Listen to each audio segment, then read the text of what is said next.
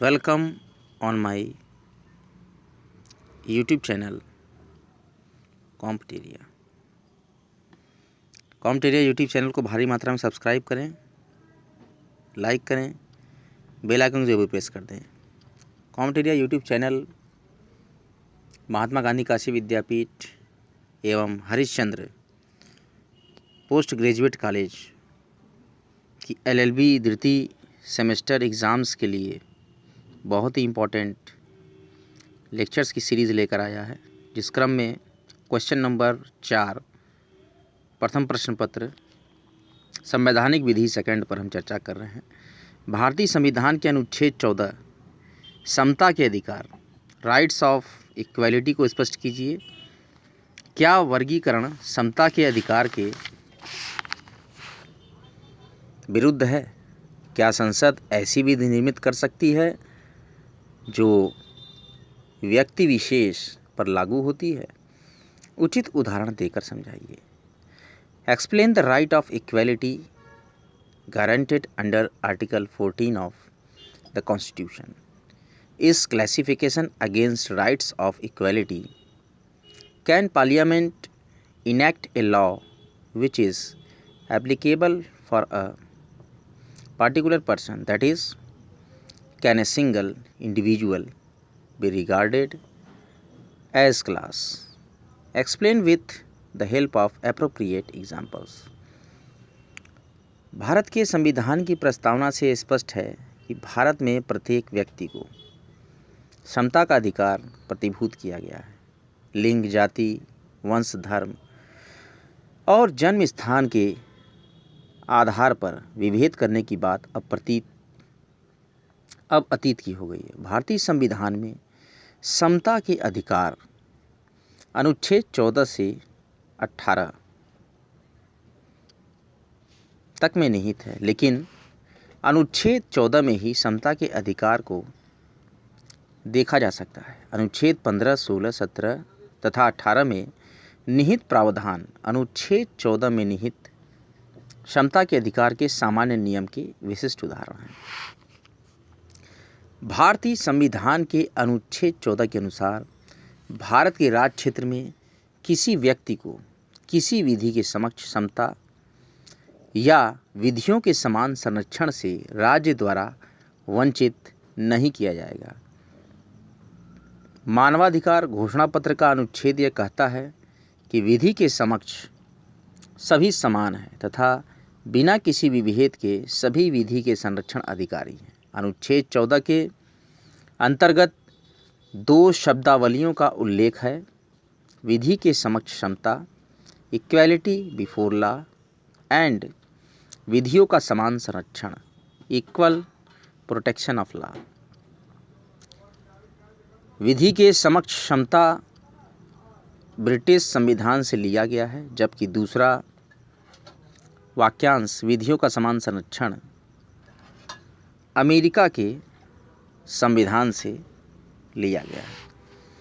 विधि के समक्ष समता, equality before law, प्रसिद्ध विधि शास्त्री प्रोफेसर A.V. डाइसी के अनुसार इंग्लैंड में विधि का शासन है, व्यक्ति या व्यक्तियों का नहीं।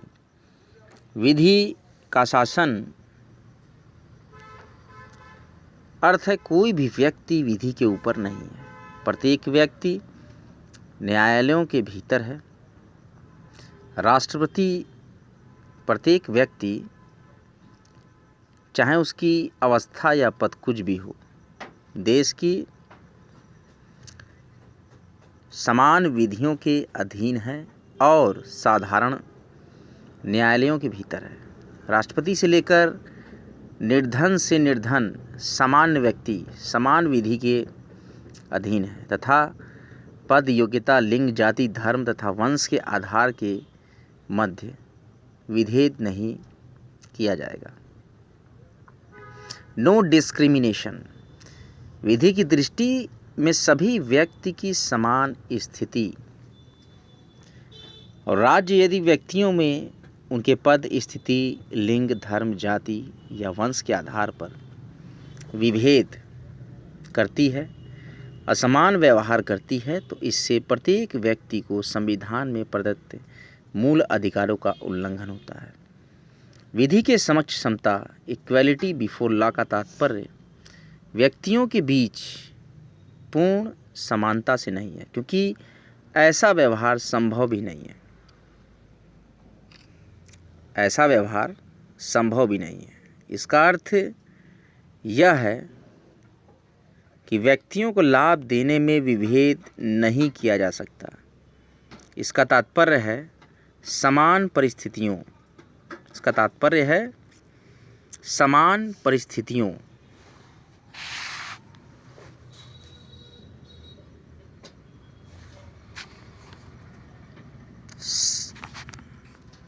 में समान विधि को लागू करना। प्रसिद्ध विधि शास्त्री आइवर जेनिंग्स के अनुसार विधि के समक्ष क्षमता का तात्पर्य यह है कि समान परिस्थितियों वाले व्यक्तियों के बीच समान विधि होनी चाहिए और समान रूप से लागू होनी चाहिए और एक तरह के व्यक्तियों के साथ एक तरह का व्यवहार होना चाहिए।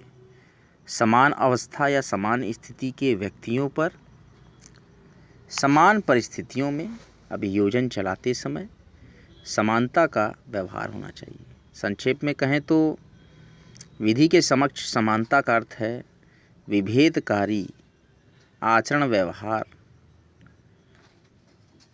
का अंत।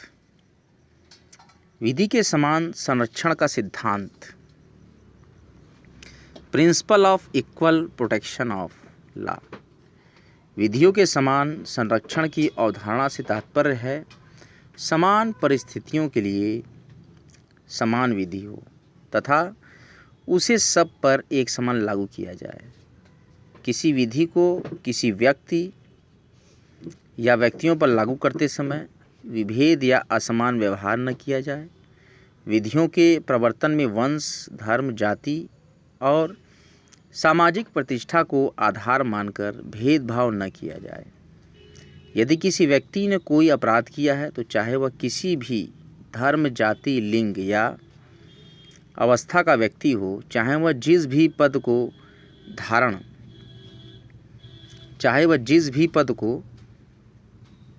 धारण करता हो, उस पर भारतीय दंड संहिता के प्रावधानों के अंतर्गत कार्य करते समय भेदभाव किए बिना समान व्यवहार किया जाए। विधि के समान संरक्षण की अवधारणा अमेरिकन संविधान से ली गई है।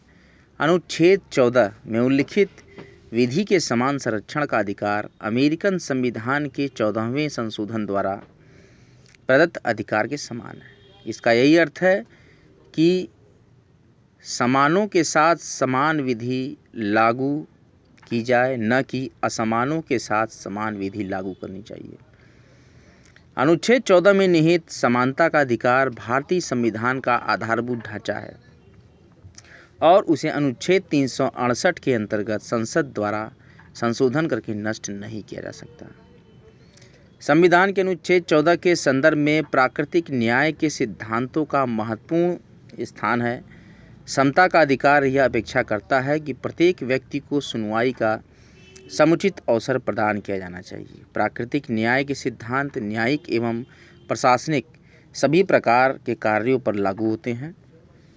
मनोहर मानिकराव अंचुले बनाम state of Maharashtra AIR 2013 SC 681 के मामले में उच्चतम न्यायालय द्वारा यह अभिनिर्धारित किया गया है कि प्राकृतिक न्याय के सिद्धांत प्रशासनिक मामलों पर भी लागू होते हैं। सुधा रवि कुमार बनाम commissioner Hindu religious and charitable endowments department Chennai AIR 2017 Madras 203 के मामले में मद्रास उच्च न्यायालय द्वारा यह विनिर्धारित किया गया है कि किसी पक्ष को सुनवाई का अवसर दिए बिना केवल एक लाइन में आदेश पारित कर दिया जाना नैसर्गिक न्याय के सिद्धांतों का उल्लंघन है। समानता के सिद्धांत का अपवाद भारतीय संविधान के अनुच्छेद 14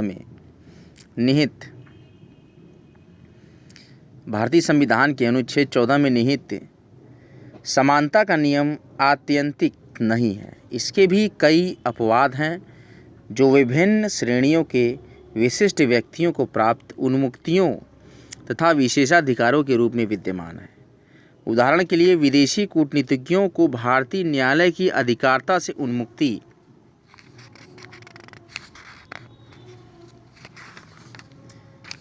प्राप्त है। संविधान के अनुच्छेद 361 के अंतर्गत भारत के राष्ट्रपति प्रदेशों के राज्यपालों, लोक अधिकारियों, न्यायालयों के न्यायाधीशों तथा भूतपूर्व राज्यों के नरेशों को कुछ विशेषाधिकार तथा उन्मुक्तियां प्राप्त है। ऐसा उनकी विशेष स्थिति, विशेष पद तथा विशेष उत्तरदायित्व के कारण किया गया है।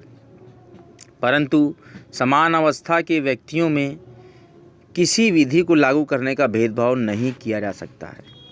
संविधान के अनुच्छेद 14 के अंतर्गत प्रतिभूत समानता का अधिकार नागरिक तथा अनागरिक दोनों को प्राप्त है। चूँकि अनुच्छेद 14 के अंतर्गत नागरिक शब्द के स्थान पर व्यक्ति शब्द का प्रयोग किया गया है, अतः इस अनुच्छेद में प्रदत्त अधिकार भारत के भू क्षेत्र में रहने वाले प्रत्येक व्यक्ति को प्राप्त है।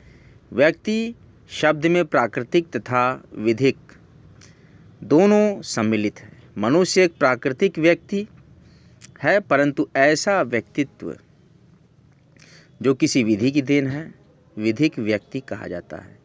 एक निगम या कंपनी जिसका जन्म किसी विधि के अंतर्गत होता है, विधिक व्यक्ति माने जाते हैं। अतः निगम या कंपनी जैसे विधिक व्यक्ति भी संविधान के अनुच्छेद 14 में प्रदत्त समता के अधिकार का दावा कर सकते हैं। अनुच्छेद 14 वर्गीकरण की अनुमति देता है, परंतु वर्ग विधान का निषेध करता है। Article 14 permits classification but prohibits class legislations. Seervai महोदय के अनुसार चूँकि मनुष्य जन्म तथा कर्म से भिन्न है, अतः उनके मध्य विधियों को लागू करने के लिए वर्गीकरण आवश्यक है। समानता का तात्पर्य यह नहीं है कि प्रत्येक व्यक्ति सार्वभौमिक हो तथा उनका प्रयोग व्यक्ति की प्रकृति, योग्यता तथा परिस्थितियों को ध्यान में लिए बिना किया जाए। व्यक्तियों को उनकी योग्यता, अवस्था, धर्म, जाति के अनुसार कई वर्गों में बांटा जा सकता है तथा समानता की अवधारणा के अनुसार इन वर्गों में विभेद या भेदभाव नहीं होना चाहिए। असमान परिस्थितियों में रहने वाले व्यक्तियों पर एक ही प्रकार की विधि लागू करना उचित नहीं होगा। इस प्रकार व्यक्तियों का वर्गीकरण अपेक्षित ही नहीं, आवश्यक भी है। अनेक न्यायिक निर्णयों में स्वीकार किया गया कि सामाजिक व्यवस्था को समुचित ढंग से चलाने के लिए अनुच्छेद 14 में राज्य को वर्गीकरण की शक्ति प्राप्त है।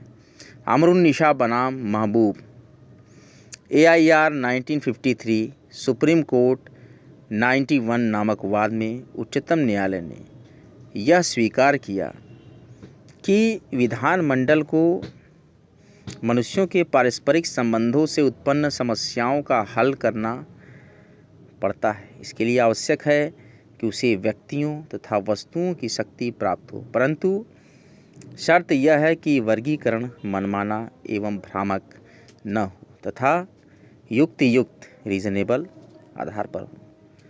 R.K. गर्ग बनाम भारत संघ AIR 1981 सुप्रीम कोर्ट 2138। युक्त वर्गीकरण की कसौटी टेस्ट ऑफ रीजनेबल क्लासिफिकेशन। भारतीय संविधान का अनुच्छेद 14 जिस समता तथा विधियों के समान संरक्षण के अधिकार को प्रतिभूत करता है, उसका तात्पर्य यह है एक ही तरह के लोगों, एक ही अवस्था के लोगों, एक ही परिस्थिति में किसी प्रकार का भेदभाव नहीं किया जाएगा। इस प्रकार यदि एक ही अवस्था के लोगों का परिस्थिति के अनुसार कई वर्ग बनाकर उनमें कई तरह का व्यवहार या अनुमति अनुच्छेद 14 में है, परंतु इन वर्गों में रखे गए लोगों में भेदभाव नहीं किया जा सकता, परंतु एक तरह के कई लोगों से बनाए गए एक वर्ग में तथा दूसरे तरह के लोगों से निर्मित दूसरे वर्ग में भिन्न प्रकार की विधि लागू की जा सकती तथा उनमें असमानता का व्यवहार असंवैधानिक नहीं होगा। जैसे एक वर्ग को यदि किसी विधि द्वारा कोई विशेषाधिकार या उन्मुक्ति एक ही प्रकार की अवस्था में स्थित एक वर्ग के लोगों द्वारा प्रदान की गई है, तो अनुच्छेद 14 का आशय यह है कि इस वर्ग में स्थित लोगों के साथ समान रूप से वह विधि लागू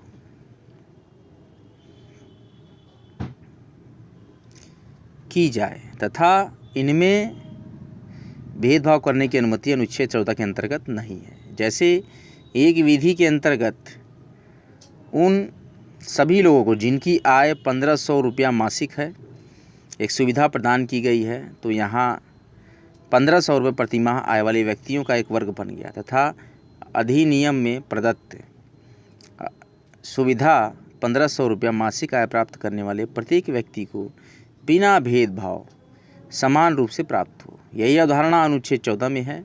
गुजरात राज्य बनाम अंबिका मिल AIR 1974 सुप्रीम कोर्ट 1300 नामक वाद में उच्चतम न्यायालय ने कहा, यदि एक वर्ग के सभी व्यक्तियों में कोई विभेद नहीं किया गया है तो ऐसी विधि संवैधानिक होगी।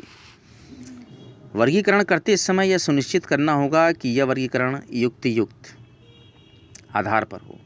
यदि कोई वर्ग मनमाने आधार पर निर्मित किया जाए तो उसे अनुच्छेद 14 की मान्यता नहीं मिलेगी। ये सच है कि वर्गीकरण के समाज के सदस्यों में एक असमानता उत्पन्न होती है, परंतु यह स्मरणीय है कि यह असमानता परिस्थिति की मांग होने के कारण उतनी बुरी नहीं है जितनी इस वर्ग को निर्मित करने में अपनाई गई स्वेच्छाचारिता तथा उस वर्ग को बनाने में अपनाए गए अयुक्त आधार पर। संक्षेप में कहें तो अनुच्छेद 14 राज्य द्वारा व्यक्तियों तथा वस्तुओं में वर्गीकरण की शक्ति पर केवल एक ही प्रतिबंध लगाता है, वह यह है कि वर्गीकरण अयुक्त तथा मनमाना नहीं होना चाहिए। कब वर्गीकरण युक्त रीजनेबल माना जाएगा? When classification is reasonable. वर्गीकरण युक्त यानी रीजनेबल होने के लिए निम्नलिखित कंडीशन है। कौन कौन सी कंडीशंस हैं इसको हम लोग देख लेते हैं। वर्गीकरण इंटेलिजिबल आधार पर होना चाहिए। ऐसे आधार जिन पर वर्गीकरण किया गया है भ्रामक तथा कमजोर आधारों पर नहीं होने चाहिए। जिन आधारों पर वर्गीकरण किया गया है तथा जिस उद्देश्य की प्राप्ति के लिए वर्गीकरण किया गया है उनमें तर्कसंगत संबंध होना चाहिए। जैसे यदि झुग्गी झोपड़ियों में निवास करने वाले लोगों का एक वर्ग बनाकर उन्हें विशेष सुविधा दी जाती है तो इसका आधार, जिसे विधिक भाषा में अंतरक कहा गया है, बोधगम्य होने चाहिए और इस वर्गीकरण के उद्देश्य तथा इसके आधार में एक तार्किक संबंध होना आवश्यक है। यह आवश्यक है कि वर्गीकरण के आधार तथा उनके उद्देश्य में निकट का संबंध होना चाहिए।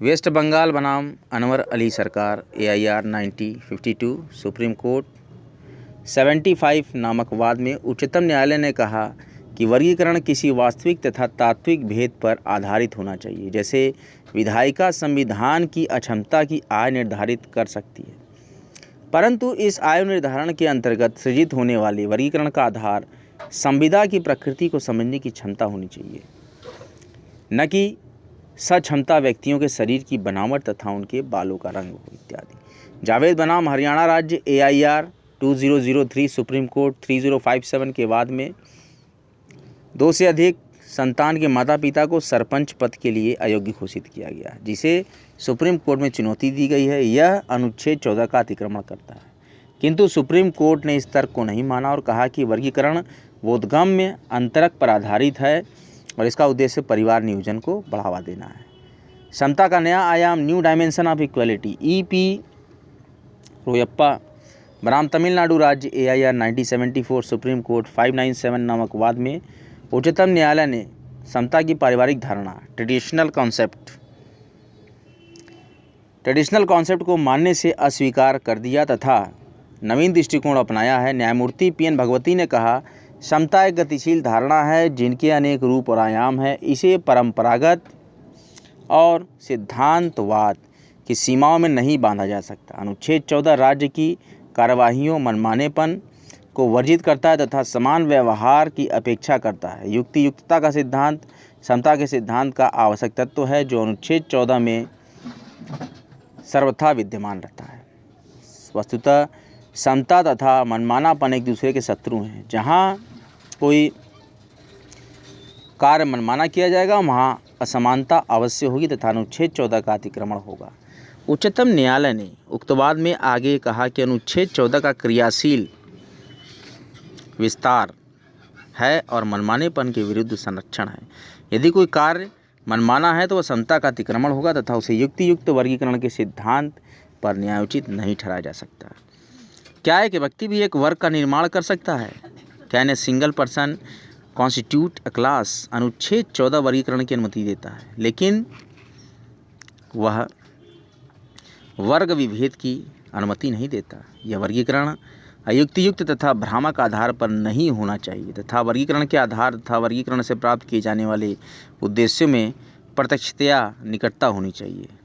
यहाँ तक कि एक व्यक्ति भी एक वर्ग का निर्माण कर सकता है। कुछ विशिष्ट कारणों से यदि अकेले एक व्यक्ति को एक वर्ग मान लिया जाए तो अनुच्छेद 14 का अतिक्रमण मात्र इसलिए नहीं माना जाएगा कि वर्ग में सिर्फ एक ही व्यक्ति शामिल किया गया। अजीज बाशा बनाम भारत संघ AIR 1964 सुप्रीम कोर्ट 662 मार्कवाद में अलीगढ़ मुस्लिम यूनिवर्सिटी अमेंडमेंट एक्ट 1975 की संवैधानिकता को इस आधार पर चुनौती दी गई है कि यह अधिनियम सिर्फ अलीगढ़ विश्वविद्यालय पर ही लागू होता है, अन्य विश्वविद्यालय पर नहीं। अतः इससे अनुच्छेद 14 में प्रदत्त समता के अधिकार का उल्लंघन होता है। उच्चतम न्यायालय ने इस तर्क को अस्वीकार करते हुए कहा कि सिर्फ एक विश्वविद्यालय एक वर्ग का निर्माण करता है। यदि विधि द्वारा किसी विश्वविद्यालय के निमित्त ऐसी संरचना या कोई ऐसी प्रणाली प्रस्तुत की जाती है जो अन्य विश्वविद्यालय पर लागू नहीं होती तो मात्र इसलिए अनुच्छेद 14 का अतिक्रमण नहीं होगा। इस प्रकार से कॉम्पटेरिया यूट्यूब चैनल पर आपने समता का अधिकार के बारे में चर्चा की, अनुच्छेद 14। अब हम आगे बढ़ते रहेंगे और निरंतर आपको Harishchandra post graduate college LLB second semester के लेक्चर्स प्रोवाइड करते रहेंगे। बने रहें, जमे रहें हमारे चैनल कॉम्पटेरिया पे। कॉम्पटेरिया नित्य निरंतर बहुत ही आकर्षक लेक्चर्स लेके आता है। कॉम्पटेरिया चैनल को भारी मात्रा में सब्सक्राइब कीजिए, आगे भी बहुत ही रोचक लेक्चर्स आएंगे। जय मां गंगा, हर हर महादेव।